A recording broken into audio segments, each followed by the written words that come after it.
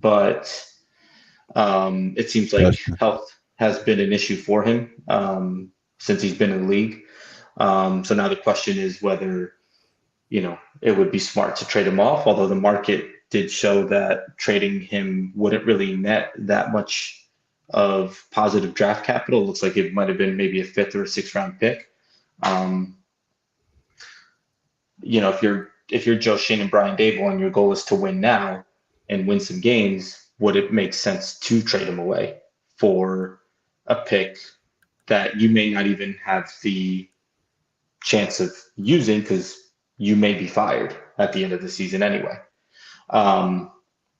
So I thought the smart move in that moment was to not trade him, and hope that maybe you can capitalize on a smaller contract in the offseason unless the team is willing to overpay for him. That's kind of what I got out of the Azeez Ojulari situation. Anything on Dexter Lawrence? I'm gonna keep asking about Dexter. I'm gonna keep on asking about Dexter, man. Yeah, I mean the guy's a stud.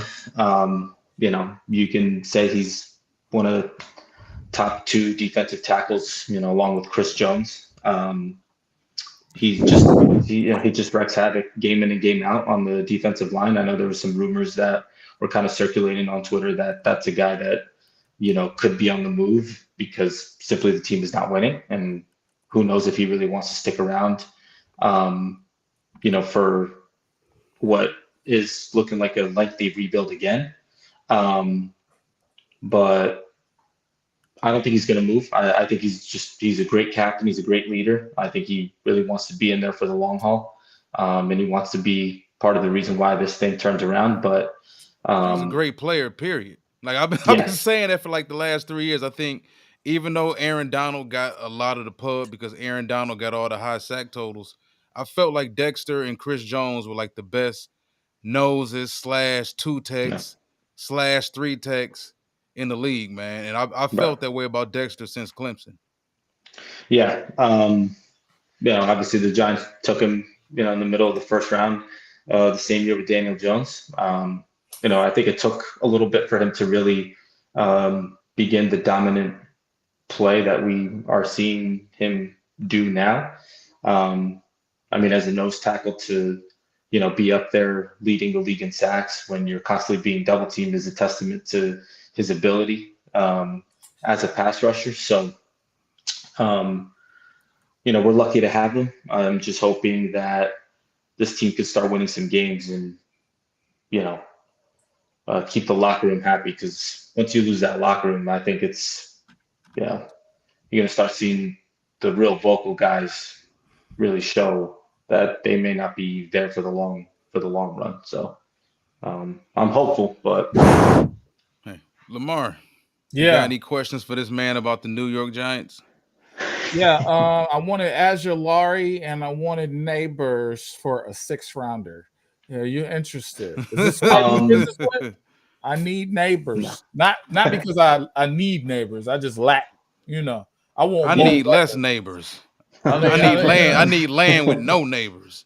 Look, man, I've been in your shoes, man. I've been in your shoes for years. You got championships. I don't. You got like 4 of them things. Yeah. I don't. And I've been in your shoes for a long time. So I know the season seems lost or whatever, but we got to put the tape. Good tape happens. And I'm going to speak to that because we were 1-6, dead in the water. I was on deployment at the time, and we went on this magical run. It started with the Giants, ironically. Yeah. And then went to the Jets and went to all these other teams. And we finished that year 9-8. So, just hanging there, man. I'm sure you go get to the wild card. The quarterback just threw. He threw his first touchdown in New York. Prime time. Wow. But it is what it is, man. Y'all gonna hang through, man. I believe in your GM. No, I believe in your coach. Matter of fact, let me take that back. I believe in your coach. Yeah. And yeah. I mean, it's safe to say that this game coming up against the Panthers is very, very important. Oh yeah, because Panthers, they get people fired. Yeah, and you're 2-7. You're in Germany. if you have another bad performance offensively against a team that is very poor defensively, I could really see that's the moment where Jones maybe heads to the bench and they put in somebody new. Because you just can't keep losing. I mean, Mara, the owner, came out and was in full support of Joe Shane and Brian Daboll and wants to keep seeing it through. He doesn't believe that always changing those two, the coach and the GM is always a good thing. But this game is important. They have to win that. If Jones doesn't perform well, I can see them benching him and moving on to Drew Lock or Tommy DeVito. But we all kind of know that they don't really move the needle that much either. So, we'll see. That's a big game, even with both teams at 2-7. So, yeah, big game. Ashanti. Yeah, what's up, man? What's up, fellas? Hey, what's up, what's Steve? Yeah, what's going on, man? Sanchez, what's going on, man? What's going on? Yeah, man. Condolences on this season, man. Oh my God. Hey, Yeah, you know what I'm saying? I mean, when you look at like Jalen Hyatt, I was big on Jalen Hyatt, man. I know. You know what I'm saying? Mm-hmm.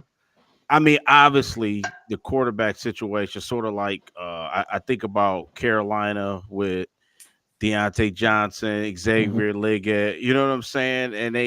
And Bryce Young having issues, and it's like being a good receiver on a team with no quarterback is gotta be like a lonely feeling, man. You know what I'm saying? Because it's like, you know what I'm saying? I know Jalen Hyatt can play. I know we do. I don't know. You closer to the situation than me. To me, not even talking about what happened this year. It's just like it hasn't worked out. I thought Brian Daboll got the playoff win. Yeah. They beat Minnesota, and everything was looking up for the Giants, man. I don't know what the heck happened. You know what I'm saying? I do like what's the kid from Purdue that's running the rock right now? Tyrone Tracy. Yeah. It seemed like y'all found a low budget, tough. You know what I'm saying? Exactly what you need at running back. So, I mean, man, you got some pieces there with Neighbors and, I agree. You know what I'm saying? It just, I don't know. Maybe it's the coach. I don't know. It's hard to put your finger on it. I like Thibodeau. Dexter Lawrence, one of my favorite players. I mean, man, not Dexter Lawrence. I can't think of his name. Brian Burns. Burns. Not Burns. No, who's the defensive tackle? I like. Yeah, Brian you just said him, Dexter Lawrence. Yeah, you're right. Okay, Dexter. I'm sorry, Steve. But no, you're good. Y'all got something there. It's something there with that team, man. I don't get it. I just don't. You know. Go ahead. Oh no, go ahead. Well, I just want to say I don't know why y'all gave that boy 26 though. Why y'all do that, man? Why y'all? Who? Tracy? Yeah, I thought he had 26. No, 29. Oh, okay. I was about to say he took Xavier McKinney's number. That's another guy that people keep criticizing the team about. So man, when you look at it now, one could argue that playoff run where they won that playoff game, went to the divisional round, may have set that team back. Honestly, it may have set them back because they weren't in position to get a quarterback. I think from everything that you saw, it looked like Joe Shane was really enamored with CJ Stroud, and we all can see what CJ Stroud is doing now.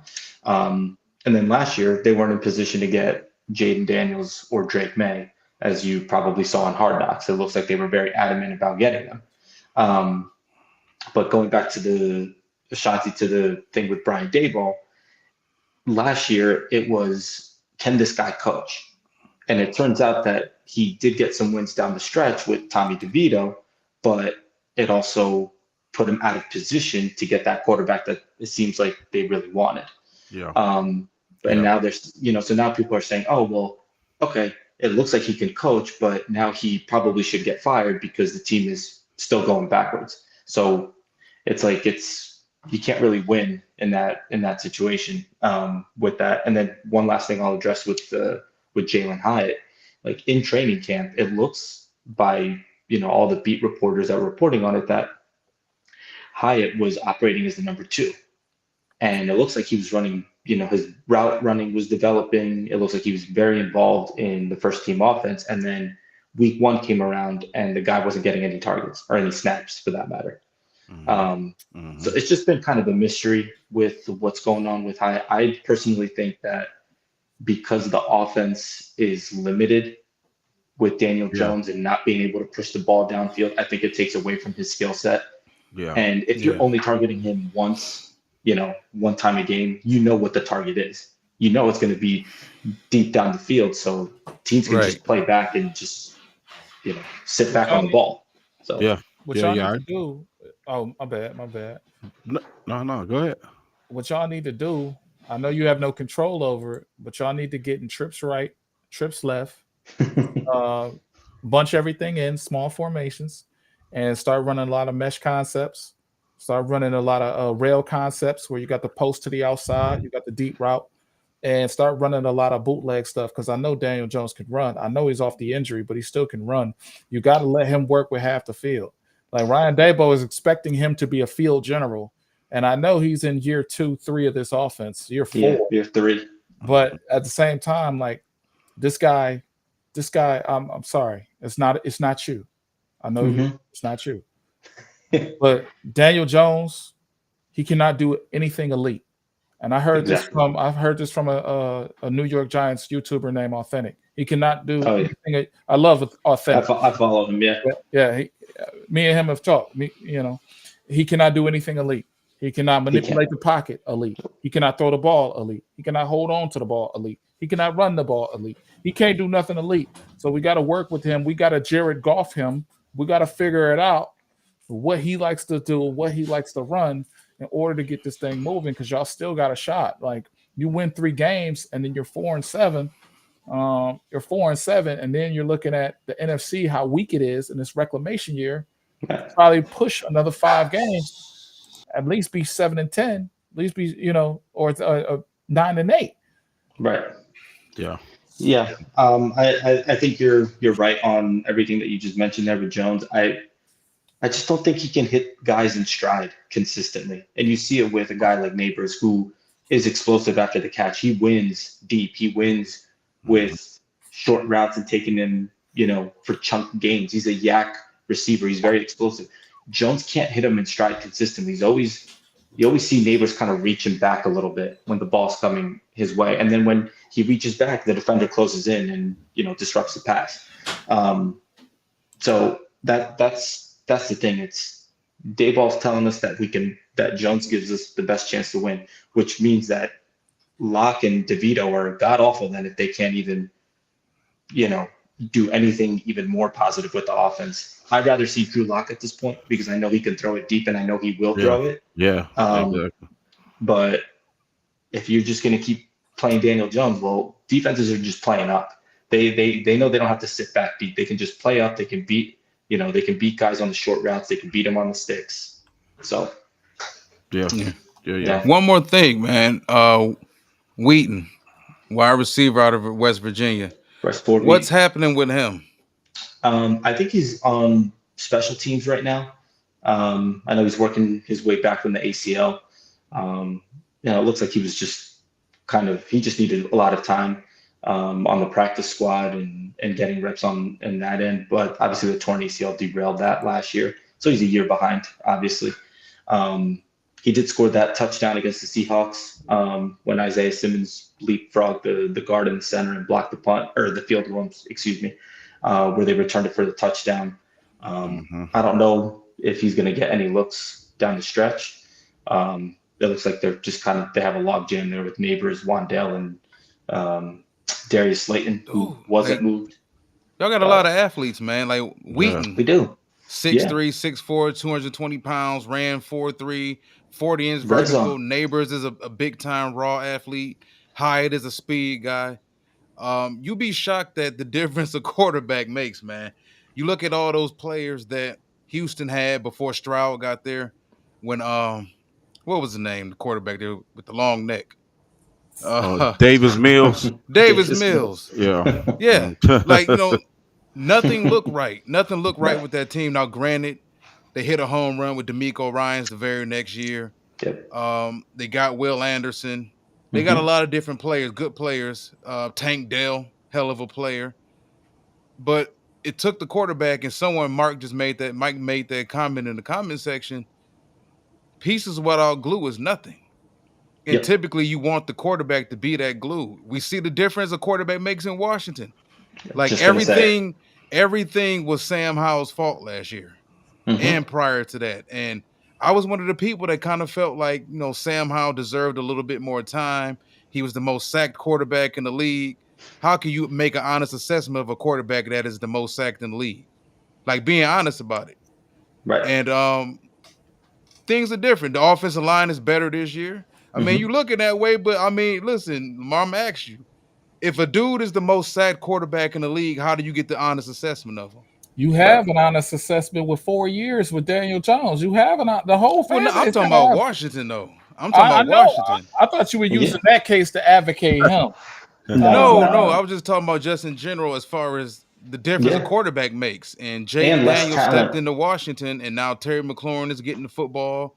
The running game looks like everything looks better because of Jayden Daniels. And you put Jayden Daniels in New York, granted they don't have Malik Neighbors, but I would rather have Jayden Daniels over Malik Neighbors if we're being honest about it. I bet you those receivers will look a hell of a lot better with Jayden Daniels. 100%. I mean, Washington lost Curtis Samuel and Jahan Dotson. Yes. This season. So really his true number one options is Terry McLaurin, Noah Brown, and then Zach Ertz, who's providing something. And he's making it happen with that. And they're 7-2. So when I hear Giants fans saying, "Oh, we're not a quarterback away," I definitely think that we are a quarterback away. So y'all wanted Daniels. Y'all knew it. We knew it. We've seen Hard Knocks. Culture wins, though. Culture wins at the end of the year, man. Because everybody said those culture wins matter for Brian Daboll to see if he can coach. And guess what? You got your culture wins, and you have no quarterback. So everybody got fooled by Daboll coming in and cleaning up, quote unquote, cleaning up Daniel Jones. And he rushed for a bunch of touchdowns and still didn't throw for shit. He is who he is. I'm sick of seeing it for the Giants too, man. Yeah. I like Daboll though. Don't get rid of Daboll. That GM. I don't think they should get rid of Daboll. If you fully believe that they're the guys that can pick their own quarterback and fully develop that quarterback, then you got to keep him. That GM ruined himself when he got rid of Saquon. He ruined himself. Now look at Saquon. We would have been in the same spot, I think. Okay. We were 2-6 with him last year. We're 2-7 without him. And the only reason it hurts is because he's in Philly. If he was on a team like Houston or Baltimore, nobody would really be that upset. But look at the Titans. They got rid of Derrick Henry. Nobody's saying anything about them, but the Giants are the bad guys for getting rid of Saquon. I don't know. You're in New York, man. Nobody cares about Tennessee. Nobody cares about the Vols. Titans, that's true. Even though I do like the Titans, man. I was a huge Houston Florida fan back in the day, but I mean, everything is bigger news in New York. That's just how it is. 100%. Yep. Yeah. But so let's get to this deadline, man. Nothing major for the Giants, but if we get into our Detroit Lions, Zadarius Smith, unless you've been under a rock for the past 24 hours, Lions receives Zadarius Smith, edge rusher from the Cleveland Browns, also a 2026 7th-round pick. Cleveland Browns receive a 2025 5th as well as a 2026 6th. I'm going to start first with this, then I'm going to kick it to you fellas. I was happy with this for a variety of reasons. For one, we don't have to really pay him much. We only paying him a little over $600,000 for the rest of the season because the Cleveland Browns paid majority of his salary for this season. Even if we only get 2 years out of Zadarius, that's like down the stretch run of this season, and then next season he's back playing a specified specialist role for us. We go out, we draft a couple young edge rushers to play behind him, learn behind him, and if we want to move on from Zadarius, if he's not productive, because he is 33, does have back issues. He hasn't been high-level productive Zadarius Smith for a few years now. He was big-time productive in Green Bay, Baltimore Ravens, and we got him for pretty much nothing. We didn't have to give up any high draft capital. If you're looking at it for what it is financially, his implications on the payroll mean nothing. And we got a guy to step in, another active body that can get after the quarterback. Ashanti. Yes, sir. What are your first thoughts on this? Yeah, I liked it from the start. You know what I mean? He's a guy that's been highly productive since, 2015. He has 65 career sacks. Like you said, I mean, he hasn't had double-digit sacks in a minute. I think the 1 year he played in Minnesota, he registered 10 sacks, and that was 2022. So I mean, it's in there. You know what I'm saying? He can do it. I mean, it's a guy who registered 26 sacks with the Packers in 2 seasons, and before he kind of made a name for himself with Baltimore, in 2018 with 8.5 sacks. So, I mean, this year he's already got 5 sacks in 8 games, something like that. So, yeah, I mean, obviously you're still trying to find, to replace Aiden Hutchinson at this point. And right now, I mean, other than Aiden being on the shelf, I mean, he's immediately the best pass rusher on the team. You know what I'm saying? And he hasn't even played yet. You know what I'm saying? That's how bleak it was at that position for us. You know what I mean? So I like it, man. You know what I'm saying? I like the move. It wasn't a move just for the sake of doing something. I think obviously we all agreed that they had to make, just to kind of tweak it because he wasn't getting the pressure on the quarterback. I think Sunday showed, Jordan Love on one leg pretty much doing whatever he wanted in the rain. You know what I'm saying? It was telling what we need. So I mean, I don't see Zadarius Smith being Charles Harris, you know what I'm saying, or Romeo Okwara or Julian Okwara. I think he's more in a Marcus Davenport type. You know what I mean? But better than Zadarius got more bite to him. Yeah, you know what I'm saying? So it's not something where it's just like to do something to shut everybody up. I think it is something that, hey man, you know what I'm saying? This guy can play like Shannon Sharp called him the other day. Like he's a professional pass rusher, and I agree with that. You know what I'm saying? So I like it. This culture just bleeds of professionalism. Dan Campbell, these guys, Aaron Glenn got some. These guys got something going, man. You gotta be able to bring a veteran in that you don't have to watch them and just like corral them. I mean, you know what I'm saying? We got a lot of immature bull crap going on anyway right now. So we kind of need somebody with some stability a little bit. That's an NFL player. You know what I'm saying? And I think he's exactly what we need to go on this Super Bowl run, man. And then he's highly motivated. Remember, he played with the Packers, played with the Vikings. I mean, he even said as such, like, listen, I'm ready to play in that division again. So I like it. Played in Cleveland. More importantly, he's out of Cleveland. Yeah. That's no disrespect to Cleveland, but anybody that's been to Cleveland, I remember I had a job where we had to travel to Cleveland and stay in Cleveland for a week. 1 week out of every month, man. Those are weeks of my life I'll never get back. Right. I can't do it, man. Downtown Eastside Cleveland, I can't do it, bro. Can't do it. People talk a lot of garbage about Detroit. Detroit is Las Vegas compared to Cleveland, man. Like I can't do it, man. I can't do it. Lamar, what was your thoughts on this? Look, let me tell you. If y'all looking for a savior, it's not him. Y'all looking for a Bruce Irvin, a little pump it up, that's cool. This guy is, I'm not going to say washed. I'm going to say he's rinsed dried. The towel is wringing itself out slowly but surely. He's here to help. He will be a help. You put him next to Reader. You put him next to Aleem. You put him obviously next to Houston. He's going to be the standout guy. Okay. But when Aiden gets back and Davenport gets back next season, he's going to be coming off the bench. And you think he's back next year? Davenport? I would hope so. I would hope they try to keep everybody, but obviously they're not. If they do draft somebody, it's probably going to be Jack Sawyer or somebody, at bottom of the first round, probably go double dip, get one, defensive end, get another defensive end they really like. But one of those guys are going to be here. I don't know if it's going to be Zadarius. I don't know if it's going to be Davenport. But in the case of Zadarius, he cool. He's all right. I don't think he's going to be the help that everybody believes he's going to be. I think he's going to be cool. You're going to see some pressures. You might see 2 sacks, 3 sacks. But I feel like you're not going to see the Aiden Hutchinson. We're trying to replace the defensive player of the year. All right. I know y'all say he ain't won yet. And I understand that. We've talked about it in length. He ain't won it yet. But he has 7.5 sacks in 3 games.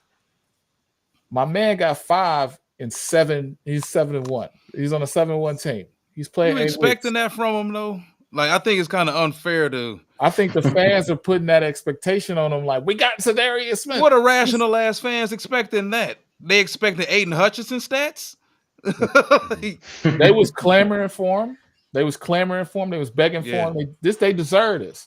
When he go out there and put up 4 pressures, and they call it elite because that's why they're gonna rate it. He just needs time. He's rusty or whatever they're gonna say. Then by the end of the season, they're gonna be like, "Yeah, he's not that good. He's not that good." And I can't sugarcoat it. I can't do it. They want him to be like Aiden's replacement. Like, you can't replace. Micah Parsons can replace an Aiden Hutchinson. Only a few people. J.J. Watt.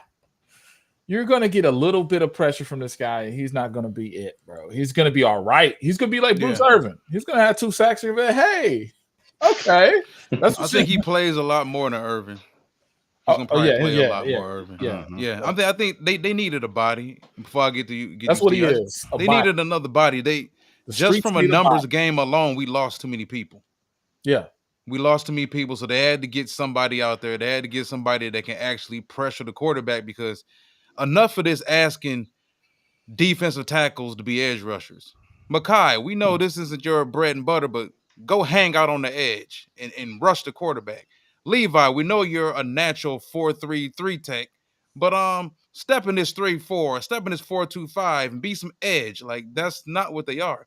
And I do think a lot of fans figure, oh, well, Aiden's gone. We'll just bump this guy out the edge rusher. Like, there's a reason why defensive tackles play defensive tackle. There's a reason why edge rushers play edge. You can't just, like, chess piece, just move everybody along on the defensive line like that. That's not how that shit works. But anyway, Steve, what do you thought about this, man? Yeah, I mean, you guys said it. They needed a body in there. Obviously, that loss of Aiden Hutchinson is tough. I'm looking at your guys' depth chart. I know James Houston was a nice story last year. I don't know exactly the impact that he's had this year. I haven't really heard his name a whole lot. Nothing much. I think I don't know exactly where the lines were with the Giants and Aziz, whether that was a guy that they were targeting. I don't know if maybe the price was just not enough for Joe Schoen to accept the trade. But, I was watching Get Up, what was it, last week, and what's his name? Mike Tannenbaum had that ridiculous trade offer where you guys were going to give Jahmyr Gibbs and 3 first-rounders for Myles Garrett. I think a second too, and and Ryan Clark walked off the set, and they were checking to see what he was drinking. That would have been one hell of a blockbuster. But that obviously would have catapulted you guys, I think. But we'll see what Smith does. You need motor, you need a body, and see if something happens. And I like the way you guys play. You guys definitely have the Giants number every time you guys play. It's pretty embarrassing, but I mean, other guys need to step up. But y'all actually be fighting us, though. I mean, like fisticuffs. Like, you guys, exchange blows. You guys do a great job of just hitting us in the face at practice. And sometimes those are times. The game. Yeah. Hitting us in the face in practice. So I want to ask you guys this. I think we all see the Lions are 7-1 right now, probably playing the best overall football in the league. Whether people believe they're the best team in the league, that's neither here nor there. But this is a team that is obviously heading in the right direction, playoff bound, possibly number 1, number 2 seed bound. I want to get into something because I thought about this last night after the trade, because typically after teams make trades, the first thing fans do is wonder, how close is my team now to the Lombardi Trophy? I want to get to the playoffs because I got everybody's playoff predictions up here as far as the NFC. Lamar, you've got Detroit. All 4 of us have Detroit. All four of us have That's right. Detroit, but I think number 2 is where the differences start, and then it moves kind of down like that. All three of you guys have Washington. I have Philadelphia for a couple reasons. I think when you look at Philly, not Philly, but when you look at Washington, Dan Quinn, he's doing a hell of a job with that defense, considering the materials he has to work with right now. They did trade for Marshawn Lattimore. I don't know how big of a deal that's going to be. I know a lot of people are hype about that. Marshawn is a hell of a player. Used to be a hell of a player, but right now I think he's on the tail end of his career, health-wise. Does he help out the secondary, especially at corner? Hell yeah, because cornerback-wise, they haven't been good at all. They actually were shopping Emmanuel Forbes, former first-round pick from last year. They were hurt. They were shopping him at the deadline. But I just think Washington is maybe a year or two away. They're kind of like call them Houston Astros. They're kind of like the Houston Texans of last year. You know, you're looking really hot right now, but it's a 17-game season. And I think a team like Philadelphia, I just think Philadelphia is just ahead of them right now. You know, and I think, what is it, one game that's separating them right now in the East? I think it's just a matter of time before the Eagles finally chase them down. Because now we're talking about big boy football. We're talking about week 9, 10, 11, 12 moving forward. And for a lot of those young players on the Washington Commanders, they used to playing 10 games, 11 games in college, not necessarily 12 or 13 like that, especially unless you play for one of those programs that is consistently playing in the college football playoff. But I just think that, man, this part of the season is big boy football right now. We make a lot of jokes about Nick Sirianni and his coaching style and him and his pressures after the games, before the games, or whatever. But I think that team is just more battle tested. Washington could be better moving forward, but I think right now the Eagles, if we talking about over the next 8 games, who catches who holds off, I think the Eagles will hold off Washington. What are you guys' thoughts on that number 2, and why you guys are all pretty much going straight with Washington? Well, I'm just gonna say this. I mean, I got Washington just because I think they're better than Philly right now. I mean, Philly, thank God they got Saquon Barkley. In my opinion, I just think that team is. We talked about it at length for the past couple of shows. I do think that they are still there. You know what I'm saying? I think a lot of people just automatically just move them out the way, so to speak, which is kind of disrespectful. I think they will be a tough out in the playoffs, but I think they're going to be a road team, man, in the playoffs. I really do. But they got enough savvy, they got enough veteran leadership to do something and still win on the road. You know what I'm saying, in the playoffs. But I think Washington going to win that division, man. I think the quarterback, when you get a new quarterback like Jaden Daniels, you got kind of an advantage a little bit because we know. Teams start to get tape on you. But I think with him, he's this year's CJ Stroud. I think that, whatever it is between the coaching staff, the scheme, the players, when you can listen, bro, y'all know, y'all can all attest to this. When you got a receiver you trust, I'm telling you, when the chips, when Terry catch everything, bro. You know what I'm saying? And he makes bad plays look good, bad throws look good. Jaden Daniels just got a good feel for the game, man. And I think that's playing loose. They got 7 wins. They playing with house money right now. They can go the rest of the year with just being loose and just having fun and just play, feed off the crowd, feed off that nice young quarterback they got. I can see them winning 3 or 4 more games and locking that division down, just in my opinion. But like I said, Philly, I got them at number 5 because I just think they're going to finish second in the East. But they are dangerous. I got an asterisk by Philly because I think that they can, they can make some noise too. So, yeah. Lamar. Yeah. I know you got some work to do, but yeah. Like I said, Washington is the one team right there that all 3 of you guys did agree on. Yeah. Then you get to number 3. You got the Rams. Steven has Atlanta. Ashanti has Atlanta. I have the Rams. So that's 2 Atlanta, 2 Rams.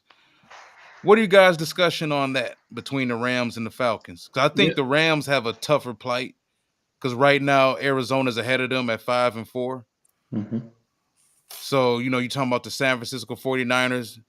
Just giving the 49ers the respect I think they've garnered. I think a lot of people are expecting on them naturally to go on a run simply because we've seen them start season slow and go on runs late. Why do you guys have the Rams? Where do you got them? I got the Rams. I'll tell you, I got the Rams where I got them. Only because they start late. Seems like they've been. This is their second year dealing with the amount of injuries that they have, and they're starting to get healthy. They're starting to rebound again. I don't think they're the toughest team in that division. I don't think they're the most physical. I just think they find a way to be more efficient, and I think that Matthew Stafford's there, and he's focused in, he's locked in. He's going to dig you out of a hole. You can start 1-4 and then get to 4-4, and now you have a clear shot to the playoffs. I think the division also is a little easier than most people give it credit for. I think the Cardinals, they'll give away a win. They'll give away several wins if they could. And I think that when you look at San Francisco, I just feel like they're old. I feel like the time has come. Brock Purdy hasn't put up the stellar numbers that he did last year, and he's kind of regressed a little bit. So I'm a little concerned about that. But in terms of just the Rams outlook, I know they have a harder schedule than Atlanta. Atlanta definitely has the easier road to the third seed. But when I look at the Rams, they're battle tested, and I look at a team that has, that was 3-6 and fought their way back, with an injured quarterback, with injuries all around, a young defense. They've just recently traded away their best corner. Don't know why, but he was getting cooked left and right. But he was coming off an injury, Trayvon Watt. So when I look at the Rams, I just feel like that ability to dig themselves out of a hole, I think that's an elite trait that most teams don't have. And I know Matthew Stafford very well. And every time you write him off, he never writes back. So I just feel like they definitely could be a third seed. Maybe they drop to a fourth seed, but they it is most complete, I would say, as they've been, in that young defense is still competing. So, Steven. Yeah. Obviously I have Atlanta. Yeah, I have Atlanta as the 3. I think Lamar made some good points with, they could maybe just kind of flip towards the end of the year. Looking at Atlanta's schedule, they have the Saints coming up, and then, we know the Saints are not going anywhere this year. They just fired their head coach. Chris Olave is dealing with another injury. That team is very depleted. As we mentioned, they traded Marshawn Lattimore, so that team is kind of mailing it in.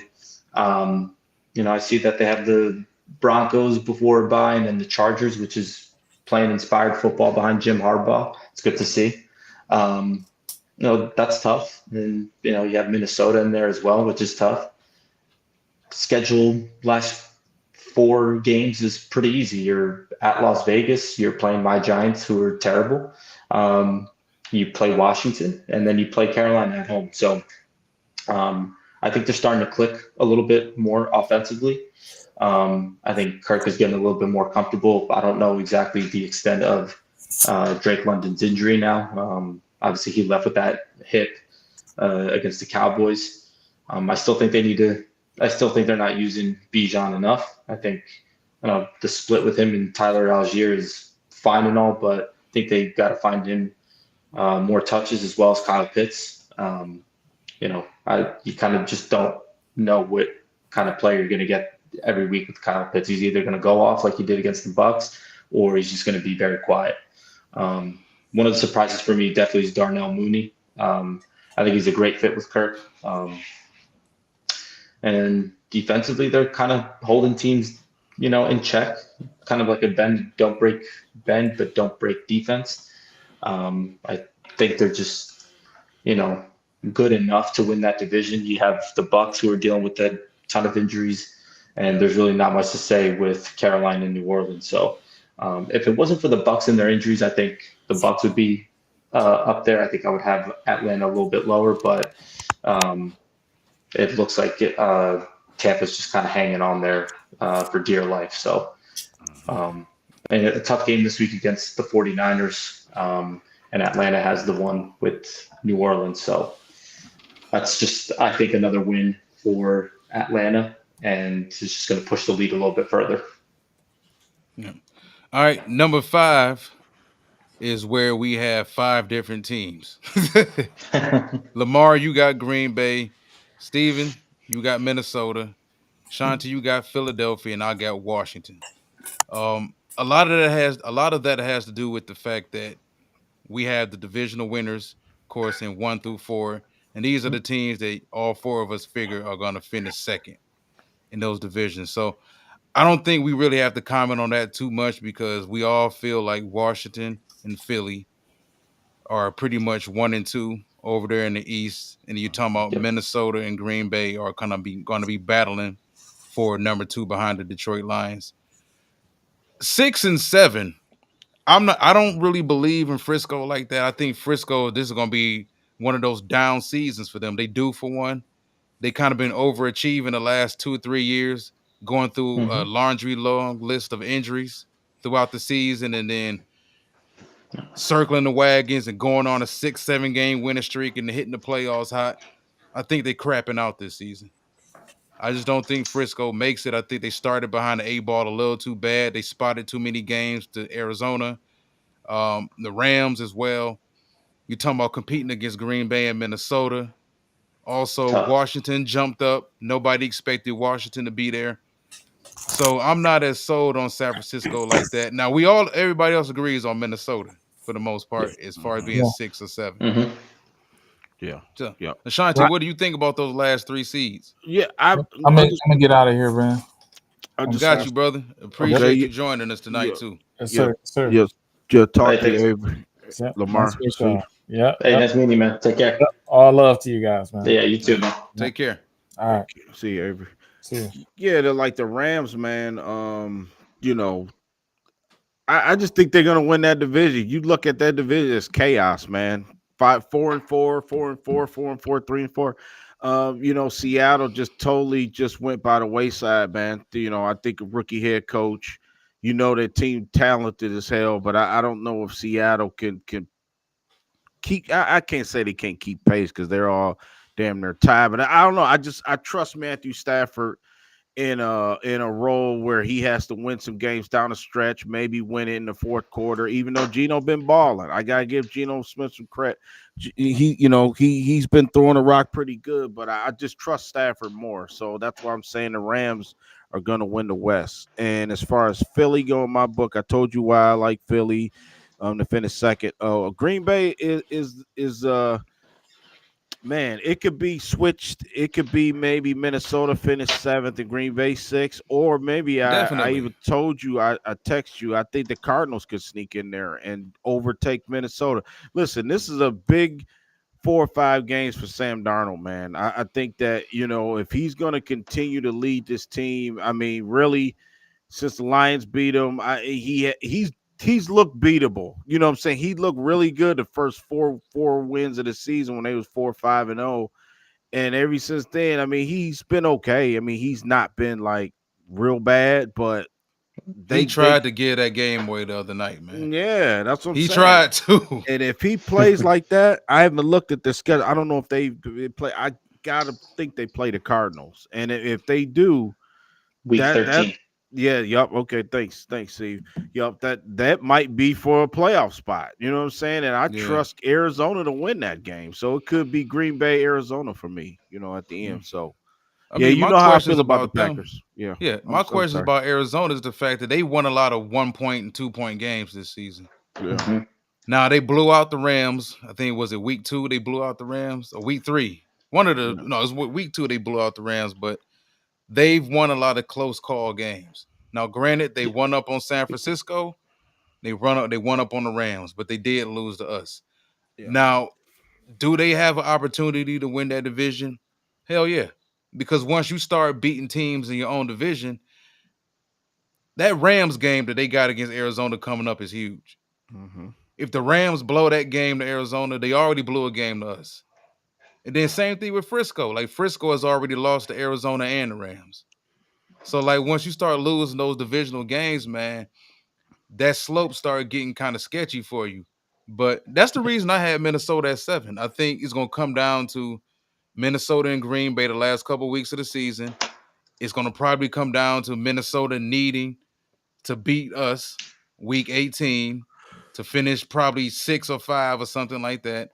We're going to go out there. We're going to step on Minnesota throats, and that's going to push Minnesota down to the 7th seed. Yeah. That's kind of what I think is going to happen. Because even Green Bay, man, as much as I do like Green Bay as a team, and we talked about this before the Green Bay game. We did the preview show last week. If you look at the team and how they're built in the quarterback play, and I love Jordan Love talent-wise, how far do you really expect to get with a quarterback that averages a turnover a game? Right. And then, the pick 6 against us last week, he has been consistently making the play he can't make. And you can't really be an elite team with a quarterback that is constantly doing that. I don't care how talented you are. Early on in Stafford's career, what was the knock on him? The turnovers, the pick 6s. We understand you have the big cannon and you like to push the ball downfield and take chances. You can't keep doing that. And Jordan Love's interceptions are bad. And I understand also, and this is something that we got to take into account too. Listen, what is it, year 5 for him? Yeah. Yeah. But he's only started, barely 16 total games in his career? Mm-hmm. So there's still a learning period, I think, for Jordan, but they got to rein it in a little bit with him, man. We can't, and I say we, talking in Green Bay terms, or anybody's terms for that matter, we cannot win with you averaging a pick per game. And if those picks turn into pick 6s, you killing us. Like, you double killing us. That's a big reason why I'm not really sold on Green Bay this year. Green Bay could and should be our biggest competition, but until he matures as a passer, we're going to keep beating him. Now, is he talented enough to have the Thanksgiving game he had against us last year? Or the game we saw he had against Dallas in the playoffs where he channeled his inner Aaron Rodgers? Yeah. He's capable of it because he's physically capable of it. But no, you're not going to beat us playing mistake football, especially when we're not making mistakes. You can't be out there throwing picks against us, giving us short-ass fields consistently the way Tennessee did. We're the type of team now where we're going to bite you on that. We're going to capitalize off that. And it's been a long time since we had a Lions team where we could say, you have to play clean football against us to beat us. And I think that's what you got to kind of do right now. So, I think the whole Minnesota-Green Bay thing is going to be a battle. Darnold is going to get to a point where he's going to start. He's turning the ball over too. And if you notice, ever since the game against us, he starts fast and then he fades. He plays worse the game goes on. And that's weird for a veteran. Like, you expect a veteran to maybe start slow a little bit and then pick it up as the game goes on. Darnold gets worse as the game goes on, man. And same thing with them. That's a team that can play. They have talent. And the quarterback is the one position on that team that is obviously holding them back. That's just me going on my Minnesota Green Bay rant, though. No, I feel you. Yeah, no, you make some good points. And I mean, I think for the Vikings perspective, the next 2 weeks is an opportunity to pad some wins that they're going to need down the stretch. It's at Jacksonville and at Tennessee, 2 games that they should be able to, put in their back pocket. And then, you have the Bears, Arizona, Atlanta, and then Chicago again. I mean, that's a tough stretch. And the benefit for them is that 3 of those 4 games are at home. And I guess back to maybe a little bit of my San Francisco and why I have them there is, you guys have mentioned the term battle tested. That's a team that's been in very deep runs for the past couple of years. I still think that having guys like Nick Bosa and Fred Warner are the difference for those teams. They'll keep them in those games. And now they're getting Christian McCaffrey back. So we know they can run the ball. McCaffrey's back. I don't expect him to just completely go nuclear right away. I think it's just going to take him some time to really get adjusted. But, this week they have Tampa, a team that just, had an tough emotional loss in Kansas City. They're on a short week and they're traveling all the way to the West Coast. That's tough. And then you have Seattle, Green Bay, Buffalo. That's not easy either. And that, like you guys mentioned, these division games are just weird and they can go either way. So, yes, I do think that it'll be tough for San Francisco. But I think they have the experience and I think they'll be able to get through it. I mean, Debo's no scrub. We know George Kittle and what he's capable of. So they're just going to have to, I think, control the clock, run the ball, get some play action, and maybe they'll sneak into it. I had a tough time with that last spot. I think if Tampa was healthier, I would be more comfortable with them. Yeah. But I just think that defense just continues to let them down. So I don't know. We'll see. All right. Facts. Last question, man. You guys' estimation. Detroit is the number 1 seed in the NFC right now. Best team playing the best overall football in the NFC right now. Who is the biggest threat to them right now? If you're looking at all the records, you're looking at offenses, you're looking at defenses, you're looking at the coach factor. Who is the biggest threat to Detroit right now, you think, moving forward? Oh boy, that's a great question. If I had to just pick one right now, boy, I would say that's a really good question. I'm gonna say this. I think Philly. I think right off the bat, I think Philly only because they got the experience. They got, just like Green Bay, they got a talented offense, but I think they way more mature than the Packers, like you said. And they're a little bit more dangerous. Jalen Hurt, Saquon Barkley, they kind of play like we want to play, run first type, to set up the pass, that type of thing. Good offensive line, tough. They play outside, that type of thing. But they're the only team, man. I was going back and forth. Remember, I was saying Green Bay for a long time, and I that's changed. The Sunday's game changed my whole perspective on that, dude. I'm just saying, we beat them on their field, played their way, and still beat them. So, yeah, I'm gonna say Philly. If I was gonna say Washington, only because we haven't played, herky jerky type. Jaden Daniels remind me of Lamar Jackson. Remember Lamar Jackson put it on the Lions last year. So I'm not gonna say Washington because I think ultimately we find a way to beat that team. But Philly right now, because there's so much experience and the veteran leadership, quarterback play, good offense. So yeah, I think I'm gonna disagree with that, but I think Philly does have a good chance there because you have Dallas this week, and we all know that they're beat up. Obviously, no Dak, so that's a big advantage. And then they play Washington, but Washington this week has Pittsburgh, so that's tough to kind of rebound back from, even though it's at home. After facing the Steelers to face the Eagles, I think the biggest threat for me, I guess, we're going NFC, right? I'm gonna say that it's gonna be the Rams for the Lions, and I feel like the last 2 meetings that you have had with the Rams have been very tight. Obviously, week 1 this year, that game went into overtime. It was obviously week 1. I'd be curious to see what that matchup would look like now. I just think the Rams, I just don't trust that the other teams in this mix would hang with the Lions as well as the Rams. Even though the Rams are very young on defense, I think they're playing inspired football, but having a healthy Cooper Kupp, Nakua, and Kyron Williams, who seems to score basically every week. With Stafford who's playing, with a ton of confidence. I just trust him more than Jaden Daniels, who's a rookie, Kirk Cousins, who gets to a certain point and then kind of falls flat. You mentioned Darnold; he kind of just up and down, up and down. With the Eagles, they are talented and they could definitely put points on the board. They can, run the ball effectively. I think that their kryptonite is their head coach. I think Nick Sirianni leaves a lot of meat on the bone.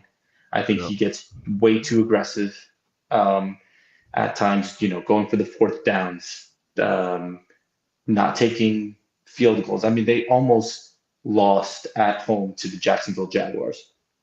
If it wasn't for Trevor's awful decision on first and whatever the yardage was, throwing, a fade route to Dearness Johnson, you're looking at a different outcome, I think. So I haven't really seen the Eagles play a complete game up until that Bengals game 2 weeks ago. Obviously, they dismantled the Giants. That was just whatever. The Giants aren't very competitive anyway. But I think for me, it's the Rams. I don't trust the Eagles because of the coach. I think if they had a different coach and a guy that wasn't so aggressive, I think that would be the team. But I just can't say. I think they'll be in the mix. I think their head coach brings them down at the end of the day. Also, to piggyback off that with the Rams, and I said this earlier in the season, and we saw it with the Tampa Bay Buccaneers. It's tough as hell to beat a team 3 times in a row, especially if the last 2 times you played were both tough games. And, we beat Tampa Bay twice last year. We beat them during the regular season in Tampa. It was still a close game until that Jameson Williams touchdown, which turned out to be a kill shot. The playoff game, it was tight going into the fourth quarter still before we were able to close them out. And round 3, what happened? We outplayed them, but they managed to beat us. We outplayed them, but they still managed to beat us. And I've been saying this ever since the Rams win week 1 in overtime. Lions fans extra confident about it. We got Stafford's number. We got McVay's number. We got them. I'm not worried about the Rams. I'm like, bullshit. If you think the third game is guaranteed to go our way, you silly. You silly, because the Rams can easily beat us. It's tough to beat, especially when you're talking about a quality head coach, a championship head coach, and a quality starting quarterback. Right. The Rams are very capable of beating us, and that's not a team that I would at all get overconfident against because, like I said, for some teams, third time is the charm. Yeah. Even though offensively we dominated Tampa, and they still managed to get the win. Yeah, I agree with that. It's tough, man. It's tough to beat a divisional opponent 3 times in a row, even bad ones.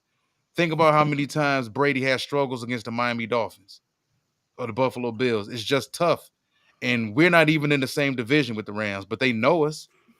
They know us very well. Remember the year that the whole trade happened, we played the Rams in LA and they embarrassed us.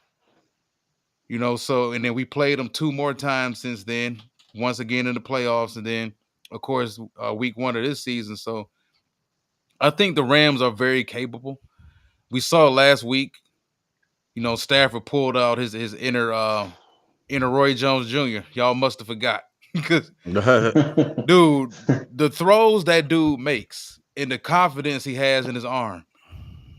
Like I said this earlier in the season, I understand Jared Goff statistically is playing like the best quarterback in the league.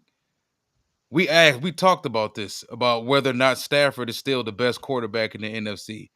And if you want to be honest about it, if we talking about a 1-game situation, the guy that can go out there and lead the game-winning drive, the entire playbook is open. Yeah. Stafford is still that guy. He's still that guy. Goff is, because I don't think there's really any real comparison. Stafford and Goff, if we're talking about physical capabilities, Stafford blows Goff out the water. Goff is playing the better football, the better consistent football, and you can make the argument that this team is tailor-made for him. And that, because someone asked me the other day, like, would this team be better with Stafford? And I told this person, Jameson Williams would be better with Stafford. Outside of that, I'm not sure, because I think Stafford still takes too many unnecessary risks at times. And having a quarterback like Matthew Stafford, an offensive coordinator, is more eager to open up his playbook. So if Ben Johnson had Stafford, there's a good chance Ben Johnson would throw the ball downfield a whole lot more. They would take a lot more risk. And like you said, Jameson Williams would be a whole lot better with Stafford. Stafford would have no issue getting Jameson Williams the football at all. But I like what we have right now. I think Goff is the perfect mesh for us. But yes, Stafford's a killer, man. Stafford's a killer. And I think hands down, outside of Goff, he is the best quarterback in the NFC right now. And him and McVay, playoff game, winner take all, those dudes can get cutthroat. So I agree 100%. I do think the Rams, you and I, Shanti, we agreed at the beginning of the season, we felt that the Rams were going to be the biggest competition outside of maybe the Green Bay Packers. But all right, man, we're going to go ahead and wrap this up. Love having you on, Steve, man. You great every time. Thanks for having me, man. Always. Let these awesome, people man. know where to find you as far as all your articles and your New York Giants content.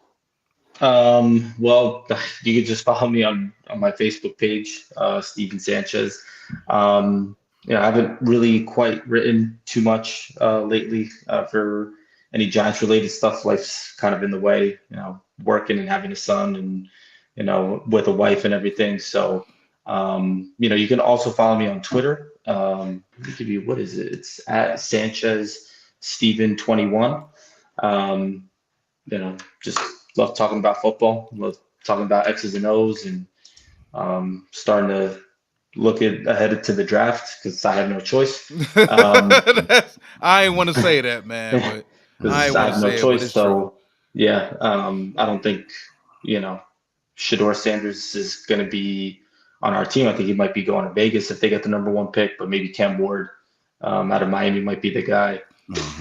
Yeah. I don't even know. I don't even know where this class falls this year. But you sound so defeated, man. Because we're gonna wind up winning some games. We have the Panthers, we have the Saints coming up, we have the Colts, and then we're gonna just not be in the position to get a Cam Ward. But I don't know. I just don't know. This team is in limbo. But I appreciate you guys having me on, man. I always like talking about this stuff. So. Yeah. Shanti, anything you want to say to these gracious people? Well, I'm gracious for having these people. Yeah, we get ready for our next show. We get ready for Sunday Night Football, man. Houston against Houston. A huge game. Another one. Scouting report. Coming up here. I think it sounds like Nico Collins might play for the Texans.